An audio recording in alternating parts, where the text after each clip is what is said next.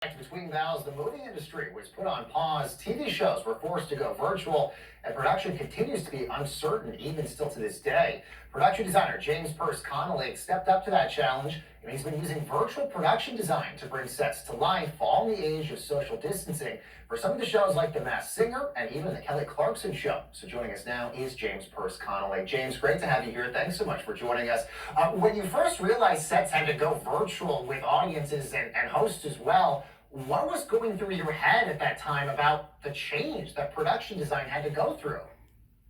Oh gosh, Baker, thanks. Actually, I didn't really think that we would go virtual, to be honest. Actually, we were just kind of watching the news and sort of seeing everything unfold and watching things close. And really, virtual kind of happened by accident, honestly. Like the long story is my studio does a lot of previs renderings, like architecture for set design. For television through a software program called Unreal by Epic Games.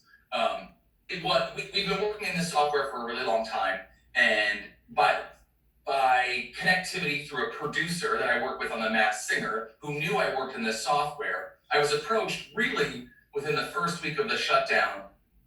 Hey, listen, I know you work in this software. It translates into virtual environments. I just want you to know that we can take your worlds and with a little bit more production value, create basically a wraparound green screen world, just like what you're watching. With like your illustrations can become alive behind our hosts and talent. Would you be interested in working with us on a reunion show?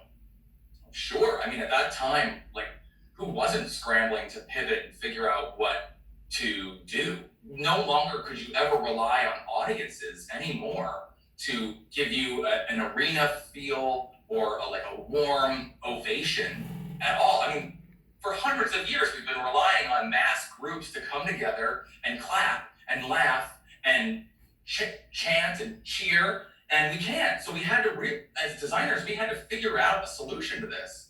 So I said, yeah, let's do it. We experimented with it with a show called After the Mask.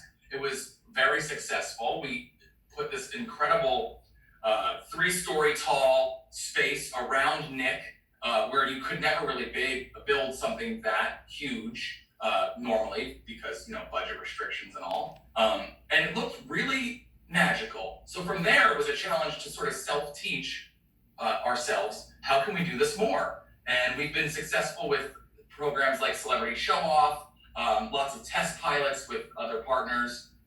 We're working on a few music videos right now. And then, of course, we are incorporating this same technology with Masked Singer right now on television on Fox.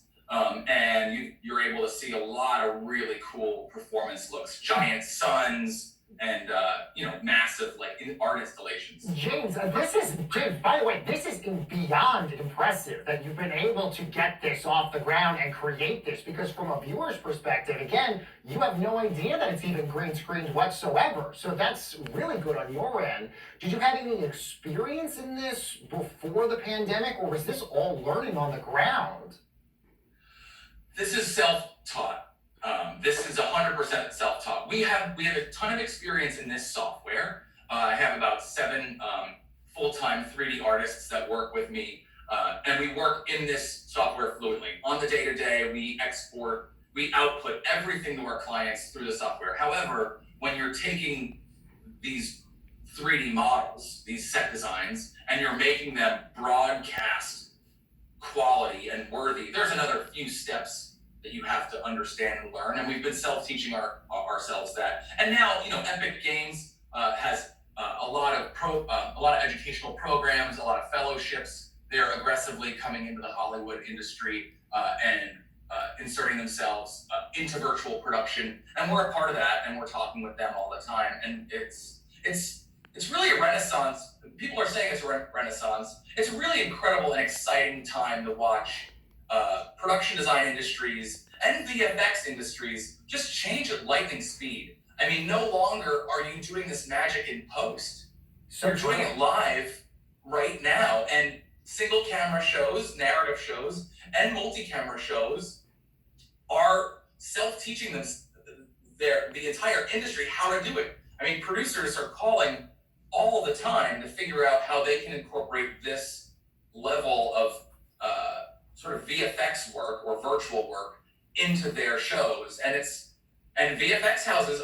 We talk to major VFX houses really weekly about how we can partner with them, with their production artists, because they aren't working in the pre-production process. They're mostly working in post. So it's a very exciting time.